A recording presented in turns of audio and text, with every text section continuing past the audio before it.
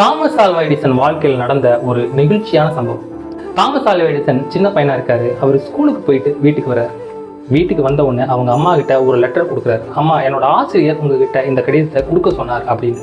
அதை வாங்கி அந்த அம்மா பிரித்து படிக்கிறாங்க. படிக்கிறப்பே அவங்க கண்ணில் இருந்து அப்படியே தண்ணீர் ஊற்றுது. அதை எடிசனுக்கு கேட்குற மாதிரி சத்தமாக படிக்கிறாங்க. அம்மா, உங்கள் மகன் ஒரு மேதை. உங்கள் மகனுக்கு எங்கள் பள்ளி மிகவும் சிறியது. உங்கள் மகனை பயிற்றுவிக்கும் அளவிற்கு போதுமான ஆசிரியர்கள் எங்களிடம் இல்லை. தயவு செய்து அவனுக்கு நீங்களே கற்பியுங்க. படித்து முடித்த உடனே எடிசனை கட்டி பிடிச்சி அந்த அம்மா அழுகுறாங்க. வருடங்கள் அப்படியே உருண்டோடுது. ஒரு நாள் அந்த அம்மா இறந்துடுறாங்க. இப்போ எடிசன் உலகின் மிகச்சிறந்த கண்டுபிடிப்பாளர்களில் ஒருத்தர். அவங்க அம்மாவோட அறையில் அவங்க அம்மா உபயோகப்படுத்தின பொருட்களை அப்படியே சோகமாக பார்த்துக்கிட்டே உட்காந்துருக்காரு.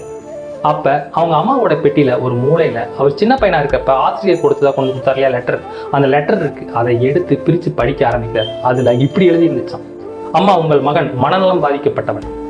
அவனை இனியும் எங்கள் பள்ளியில் அனுமதிக்க முடியாது. அவனை தயவு செய்து எங்கள் பள்ளிக்கு அனுப்பாதீர்கள் அப்படின்னு.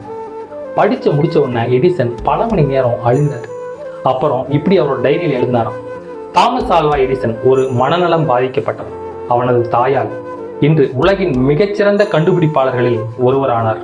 ஸோ ஒரு தாயோட அன்பாலையும் வளர்ப்பாலையும் ஒரு குழந்தையோட விதியவே மாற்ற முடியும்.